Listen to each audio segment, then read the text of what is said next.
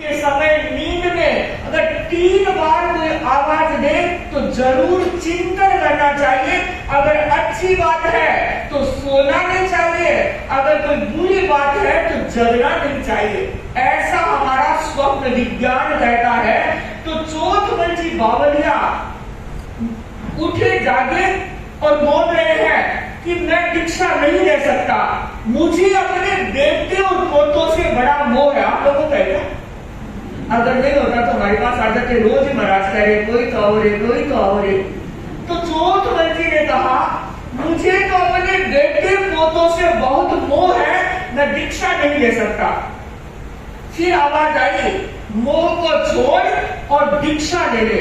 बंधु सुबह उठे चोथमल जी और अपने गांवपुर नहीं गए, सीधे डालगढ़ी के पास गए जहां डालगढ़ी विराज रहे थे। डालगढ़ी ने देखा, जानते थे और कहा चोथमल अभी कैसे आया? चोथमल जी ने कहा खबा अंदाता एक अरज लेकर आया हूं। डालगढ़ी ने कहा अरज? बोला हाँ। बोलो क्या अरज कर रहे हो? उसने कहा कि खबा अंदाता मैं दीक्षा लेना चाहता हूं, मुझे दीक्षा की आज्ञा दे। डालगढ़ी ने देखा और कहा दीक्षा और तू लेगा? बंधु पास में संत बैठे थे, आपने देखा होगा गुरुदेव के पास में संत रहते हैं। तेरा पंथ का आचार्य कभी अकेला नहीं रहता। आपने कभी नहीं देखा होगा आचार्य श्री विराट रहे वो अकेले रहे होंगे। तेरा पंथ के आचार्य के पास परंपरा रही है, संत बैठे रहते हैं। तो संतों के कान में भी वो बात आई तो संत नीचे बैठे बैठे बोलते हैं चोथमल दीक्षा ऐसी नहीं। तो ये हमारा पौधा होता है। देखिए हमारी डांडी किसकी है? काठ की डांडी है। और उन्होंने कहा, संतों ने एक दूसरे से कहा अगर चोथमल ने दीक्षा लेना तो ये डांडी काट के लिए लोह की लानी पड़ेगी। और पाठियां किसकी होती है? काठ की पाठी होती है। और चोथमल के लिए तो लोह की पाठी लानी पड़ेगी, नहीं तो रोज लड़ाई करेगा, डांडियां तोड़ेगा और पाठियां फोड़ेगा। बंधुओं डालगढ़ी ने कहा कि चोथमल तू दीक्षा की अरज कर रहा है पर तुम्हें दीक्षा नहीं दे सकते। क्यों नहीं दे सकते? कि तेरी प्रकृति बड़ी थोड़ी है, तू गुस्से वाला है, लड़ाई वाला है, झगड़ालू है, तू दीक्षा कैसे लेगा? बंधु आपको पता होगा जब आचार्य भारवल जी के पिताजी कृष्णो जी आचार्य भिक्षु जब अलग हो रहे थे तो कृष्णो जी ने कहा था मैं भी आपके साथ चलूंगा। तो भिक्षु स्वामी ने कहा हम आपको साथ नहीं ले जा सकते, हम दीक्षा नहीं ले सकते। क्यों? क्योंकि तेरी प्रकृति बड़ी थोड़ी भी है और हम नए पंथ को स्वीकार कर रहे हैं, तू वहां नहीं मिल सकता। और बंधु आचार्य भिक्षु को साथ लेकर नहीं गए तो आचार्य डालगढ़ी भी यही कह रहे हैं तेरी प्रकृति बड़ी थोड़ी भी है, हम दीक्षा नहीं ले सकते। कहते हैं चोथमल जी ने पेड़ पकड़ लिए, खमा अंडाता तारणहार है, आप तो तारते हैं तो मैं भी तो भक्त हूँ आपका, मैं भी तो एक श्रावक हूँ, तो मुझे भी आप तारे और मुझे दीक्षा दे। डालगढ़ी के पैर पकड़ के बैठ गया। डालगढ़ी ने सोचा जाएगा नहीं है तो डालगढ़ी ने कहा देख दीक्षा लेनी है तो आज्ञा चाहिए, कहाँ तेरे पास आज्ञा? कि डालगढ़ी आज्ञा तो नहीं लाया कि आज्ञा के बिना दीक्षा हो नहीं सकती। तुम एक काम करो, घर जाओ और आज्ञा पत्र लेकर आओ, अगर आज्ञा मिल जाएगी तो हम चिंतन करेंगे। गए चोथमल जी बावलिया अपने घर आए और इधर बेटे पोते घर वाले सब परेशान हो रहे हैं क्योंकि बताकर आए नहीं थे कि कहां जा रहा हूं। इधर उन्होंने यहाँ देखा, वहां देखा, भीलवाड़ा देखा, कहीं पता ही नहीं चला। और आसपास की जो जेल थी वहां भी देख लिया, वो मिले नहीं तो बड़े परेशान हो गए। गए कहां पर?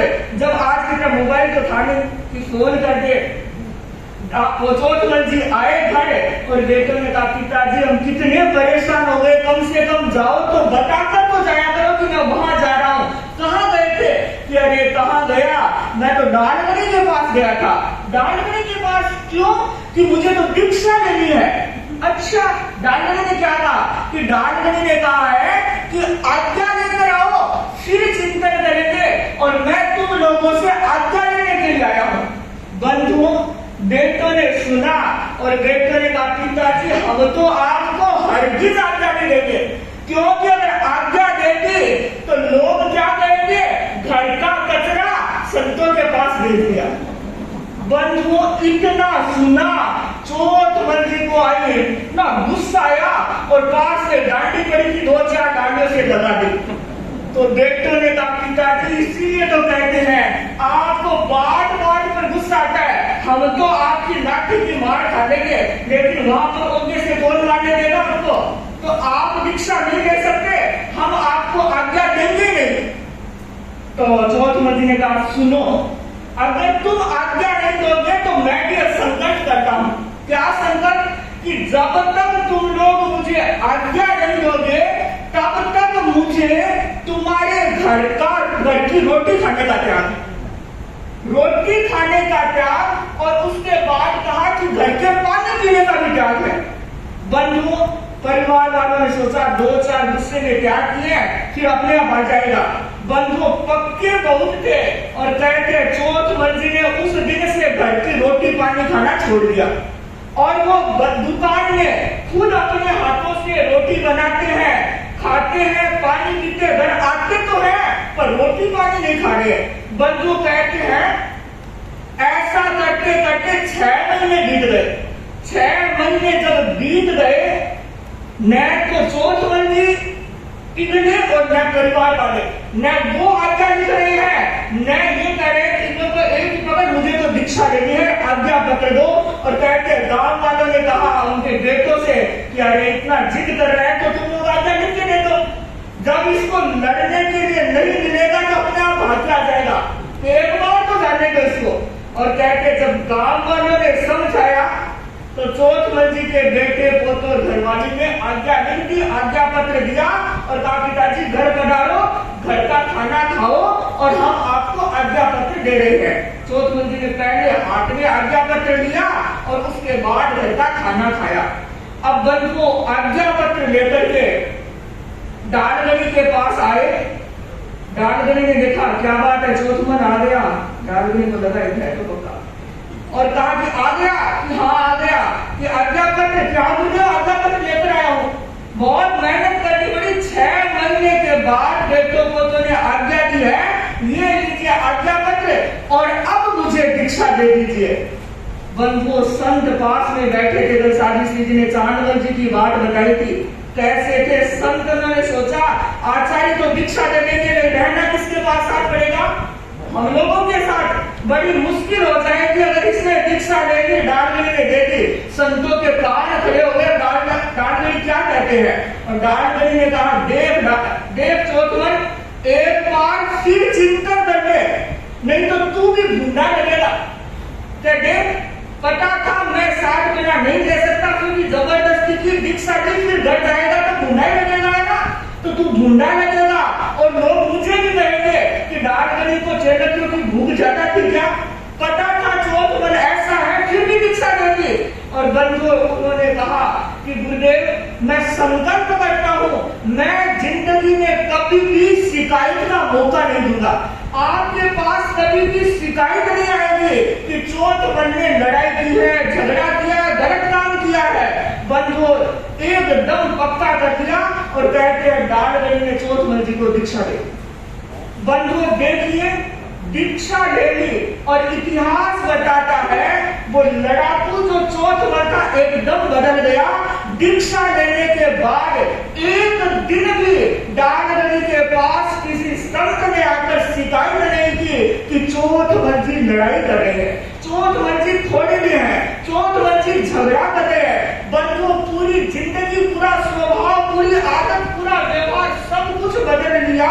और बंधुओं कहते हैं उन्होंने अपने जीवन को तप में, जप में, त्याग में, ध्यान में, स्वाध्याय में, इन सब में योजित किया। जब व्यक्ति की दिशा बदल जाती है तो दशा अपने आप बदल जाती है। कहते हैं इन चौथ मंजिल ने अपने जीवन में 84 तप भी किया है।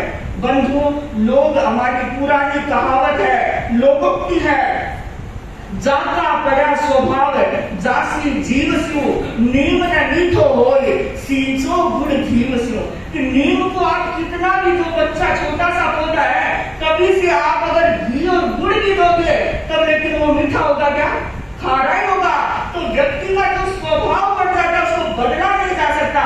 लेकिन जोधवंती का जीवन हमारे लिए उदाहरण है कि अगर हम चाहें तो हम अपनी आदत को बदल सकते हैं, स्वभाव को बदल सकते हैं, व्यवहार को बदल सकते हैं। तो हम यही कामना करें कि हमारे भीतर भी अगर स्वभाव में, व्यवहार में कुछ भी किंतु परंतु है तो हम अपने स्वभाव को बदलकर अपने जीवन में आनंद का संचरण करें, आनंद की ओर बढ़े।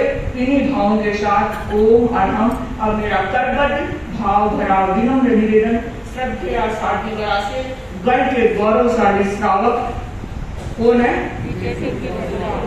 आप भी तो गौरवशाली, अब इस संघ में आ गए हैं तो सब गौरवशाली है। लेकिन वो गौरवशाली जिन्होंने इतिहास बनाया, तो गण के गौरवशाली श्रावक विजय चंद्र परिवार।